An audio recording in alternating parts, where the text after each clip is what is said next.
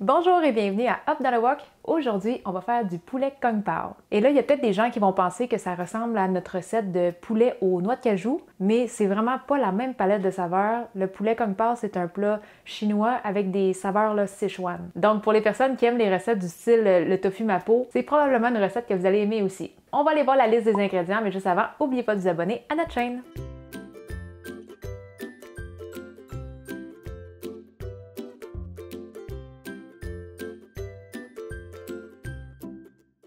La première chose qu'on va faire, c'est notre poulet, parce qu'on doit le faire mariner pendant 30 minutes et durant ces 30 minutes-là, ça nous laisse le temps de préparer tous les autres ingrédients. Aujourd'hui, on va utiliser 500 g de poitrine de poulet. Si jamais vous voulez, vous pouvez prendre aussi des hautes cuisses désossées, ça va faire une viande encore plus tendre. Mais les poitrines, on va les couper en cubes de 2 cm environ. Et pour la marinade, on va mettre une cuillère à table de vin cuisson Shaoxing, une cuillère à thé de sucre, une demi-cuillère à thé de poudre d'oignon, une demi-cuillère à thé d'huile de sésame grillée. Il y a beaucoup de monde qui nous demande tout le temps si c'est de l'huile de sésame grillée ou pas grillée. Dans toutes nos recettes, c'est grillé. Un huitième de cuillère à thé de poudre 5 épices, une cuillère à table et demie de fécule de maïs. Et là, on va avoir besoin de un blanc d'œuf, donc on va venir le séparer. Moi, je trouve ça plus facile d'aller le séparer directement avec les mains comme ça. Ça, j'en ai pas besoin. On met le blanc d'œuf ici. Puis dans le fond, la fécule de maïs avec un blanc d'œuf, quand on mélange ça à de la viande, ça s'appelle le velveting en anglais. C'est une technique chinoise pour vraiment enrober les morceaux de poulet et à la cuisson, ça va aider à garder tout le jus du poulet. Parce que si on fait pas ça, ça va faire une viande un peu plus sèche. Fait que quand on a tous nos ingrédients ensemble, on vient bien mélanger. Et une fois que c'est bien mélangé, on va couvrir ça et mettre ça au frigo pour 30 minutes. La deuxième chose qu'on va préparer, ça va être des piments chili séchés. On en a besoin de 10 à 15. Moi, j'en prends 15, mais si vous êtes un peu moins tolérant au piquant, vous pouvez en mettre moins. On va les couper en deux pour retirer les graines. Ça va juste faire des bouchées moins piquantes un peu.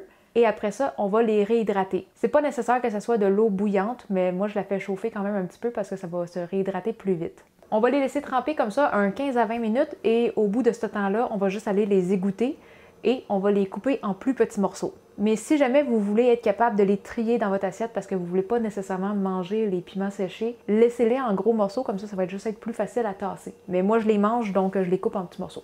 Et on peut tout de suite préparer la sauce principale. Pour ça, on a besoin de 200 ml d'eau, dans laquelle on ajoute 2 cuillères à table quand même assez compactes de cassonade.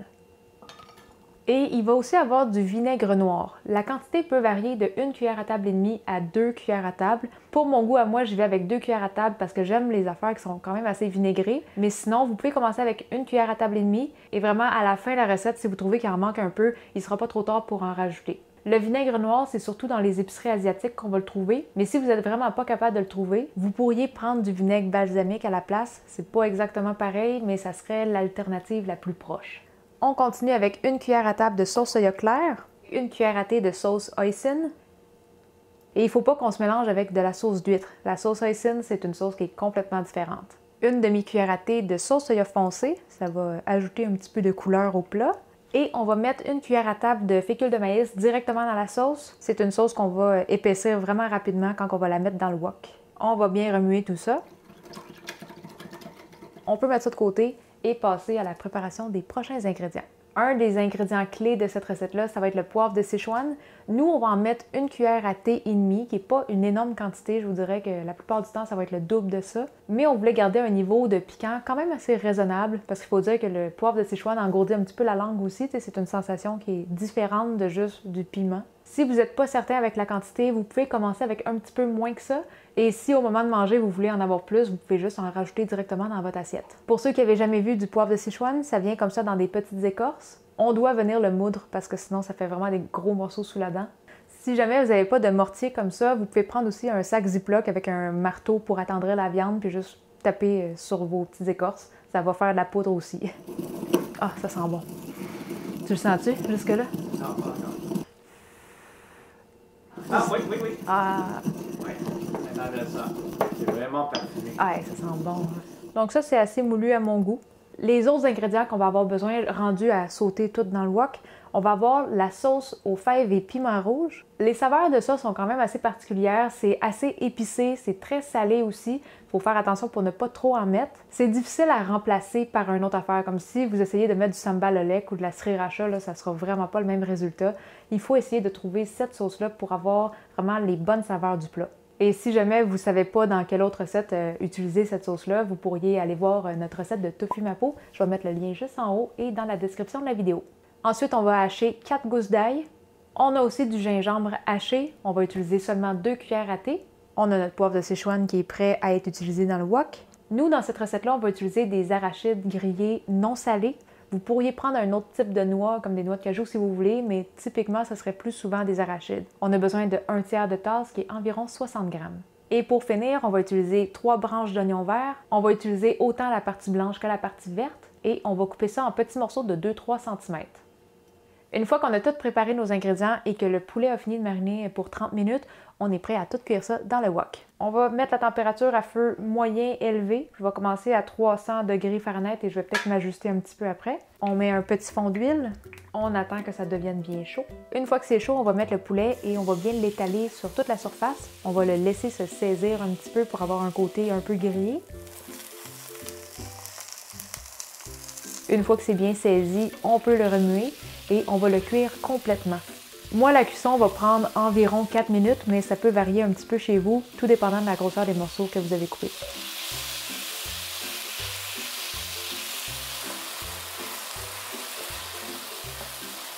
Une fois que c'est cuit, on retire ça dans une assiette. Fait que pour tout de suite, je vais juste mettre ça de côté. On va remettre un petit peu d'huile dans le wok. Là, je vais mettre ça à une température d'environ 225-250 degrés Fahrenheit. On met la sauce aux fèves et piments rouges. Et on va faire revenir ça environ 30 secondes. Au bout de 30 secondes, on peut voir que l'huile est vraiment rendue rouge. Ça, là, ça va faire de la belle couleur dans notre plat. À ce moment-là, on peut rajouter les piments qu'on a réhydratés, l'ail haché et le gingembre. Ah, et aussi le poivre de Sichuan. On va continuer de cuire ça pendant 1 à 2 minutes.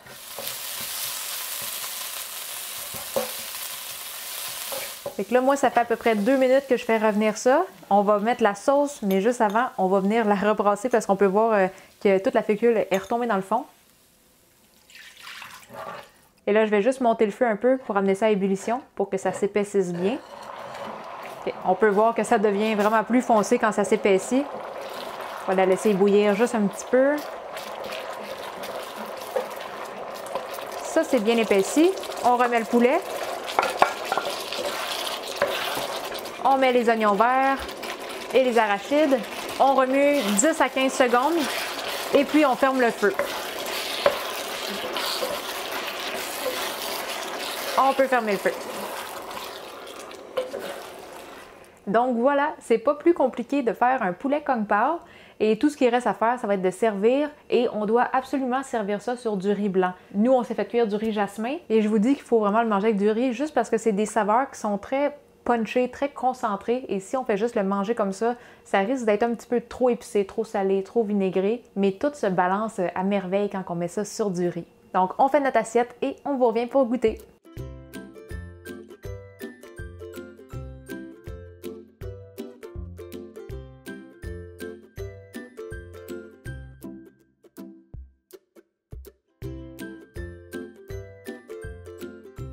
Donc là, on peut se servir une portion généreuse sur du riz. Ah, bon, la petite fille, elle pleure. Ah, tu voulais finir la vidéo avec maman? On va mélanger un peu. Parce que ouais, ça c'est vraiment meilleur quand le riz est mixé.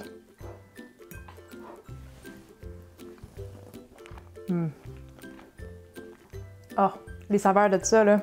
My God, c'est bon. Si vous voulez vraiment avoir un plat bien relevé avec des saveurs balancées, vinaigrées, salées, épicées, mais pas trop non plus, ça là, c'est un plat à essayer. Avec le riz, là, c'est juste parfait.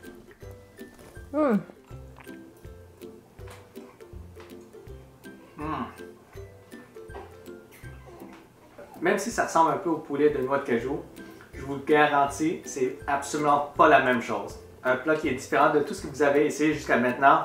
Incroyablement savoureux. Excellent! Si vous avez besoin de la recette écrite, ça va être sur notre blog et on va vous mettre le lien juste en dessous de la vidéo. Et pour les personnes qui aimeraient nous supporter, c'est possible avec notre page Patreon. Et en devenant membre Patreon, ça vous donne aussi accès à quelques bonus. Si vous avez des questions pour nous ou si vous aimeriez nous envoyer des photos des plats que vous faites de nos recettes, la meilleure place pour ça, c'est notre groupe Facebook Cuisine asiatique fait maison. N'oubliez pas de vous abonner à notre chaîne YouTube et sur ça, on se dit à la prochaine. Bye bye!